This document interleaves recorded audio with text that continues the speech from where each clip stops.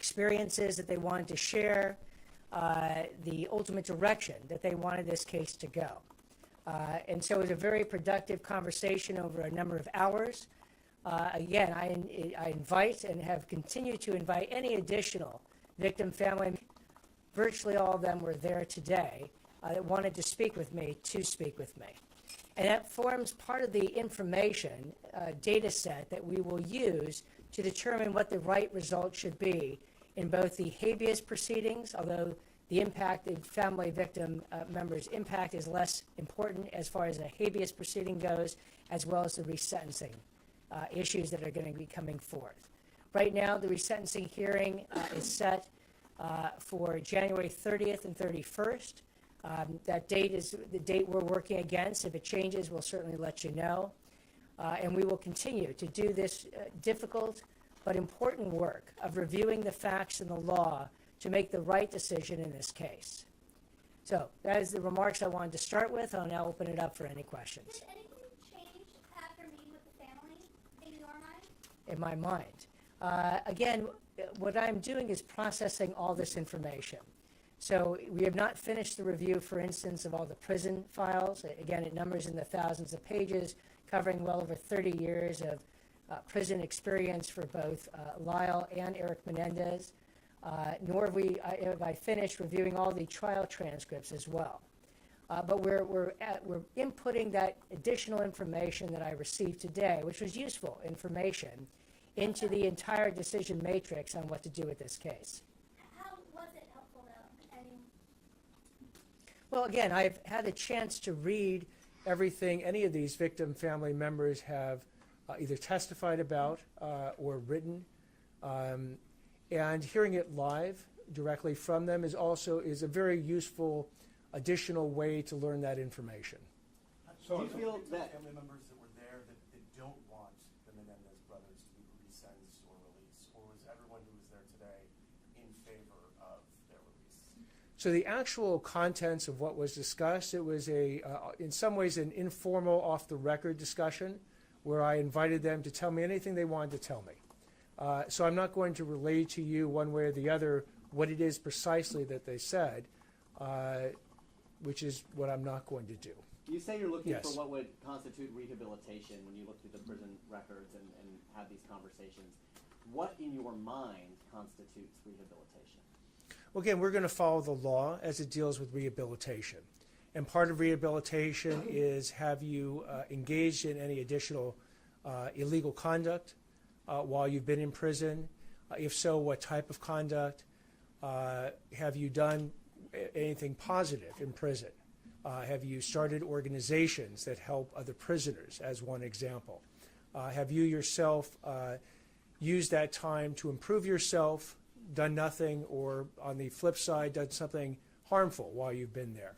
Those are all the different types of factors that you look into as far as rehabilitation, and that's why you go through the prison records, which are voluminous, to make that calculation. So just to follow up on that really quickly, I know you're not going to give us an answer now, but there's both a yes and a no when you go through some of the records and the sentencing reports. There's a cell phone that shows up at one point. There's fights that happen.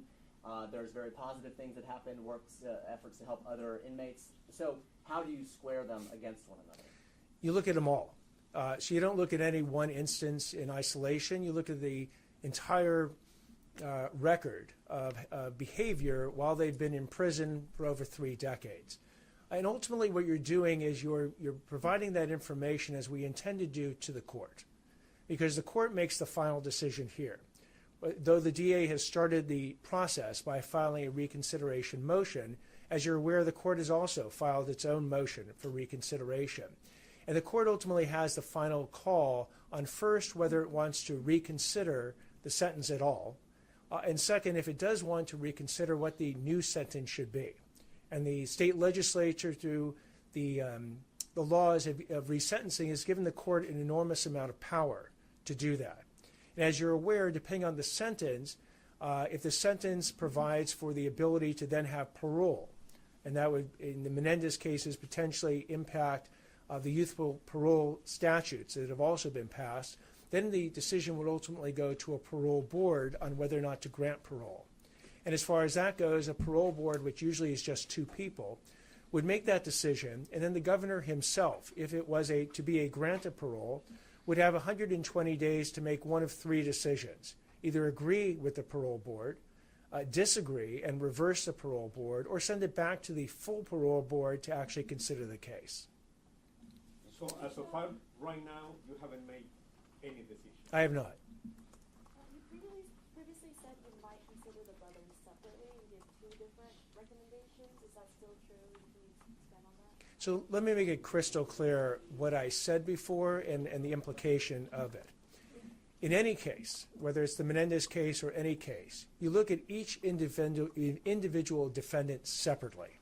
You look at each individual crime separately. There's effectively three crimes that they were convicted of. One dealing with the first-degree murder of Jose Menendez, their father, one dealing with the first-degree murder of their mother, Kitty Menendez, and then a conspiracy statute tying them all both together. So you would look at each individual crime, and then each individual for the resentencing's rehabilitation. Now, that might lead you to the same results. It might lead you to different results, and I'm not here to predetermine where we're going to end up for each individual defendant and each individual crime. That's what this analysis is all about. The victim's family. May I ask a couple of questions, please? Can you describe just in general, what was the tone? It's roughly 3 hours by my calculation. Was it a good give and take? Was it emotional? It was a productive meeting. That's how I'll describe it.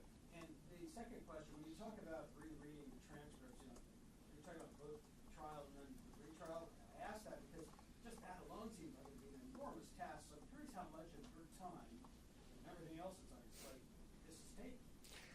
It's taking a lot of time, but it's one of those decisions that you want to make sure you get right.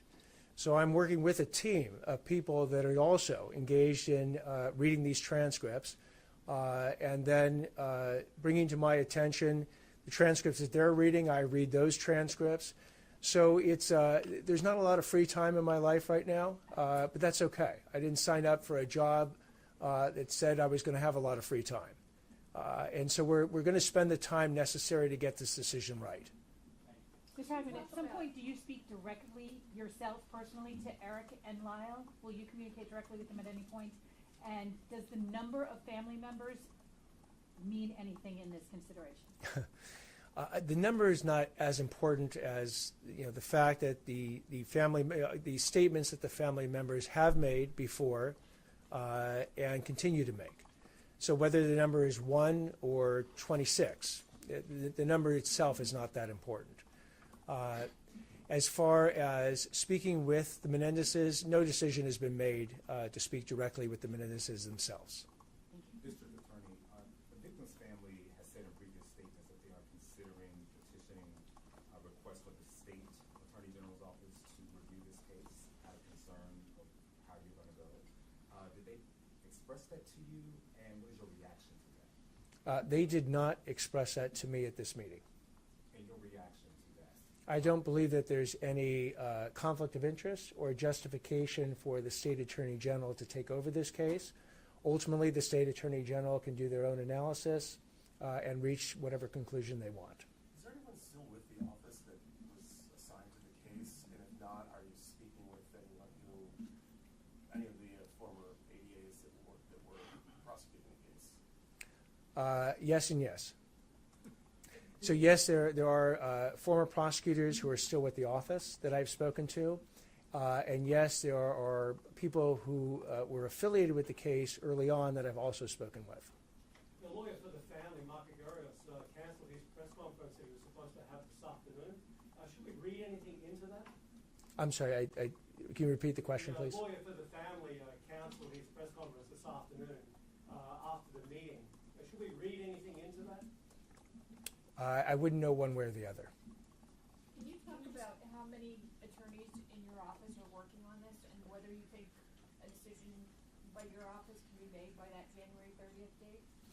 A number of attorneys are working on this beside myself, and right now that January 30th date is a date that we intend to hold to. Again, if something comes up that militates us asking for additional time, we'll certainly go to the court before we would go to the press and then we afterwards let you know. All right.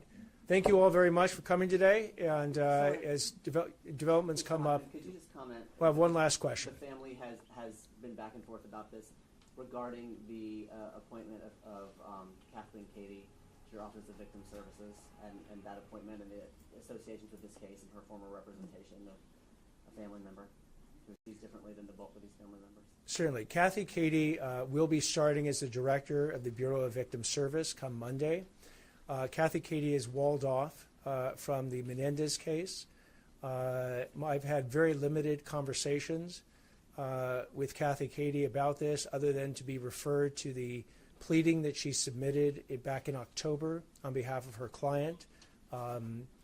And with respect to that client, who will now have new representation, if that client wants to speak with me, I will make myself available as I have for the other victim family members. So thank you all very much. Appreciate it.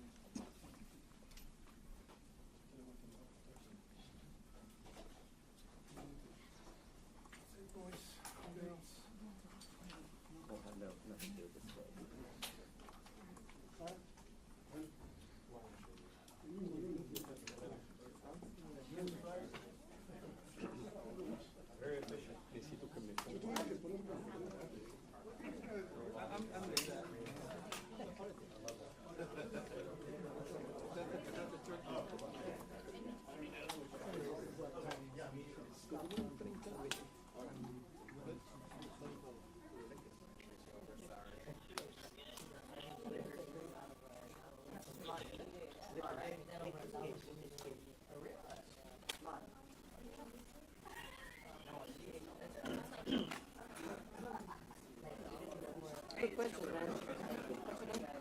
Am I clear?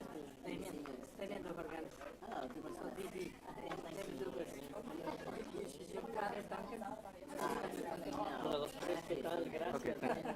Hey there, this is David Douglas. We can stop down on J128. Okay, thank you so much. I appreciate it. All right. Aquí vamos. Live on tape, update para las 6:30 en 10.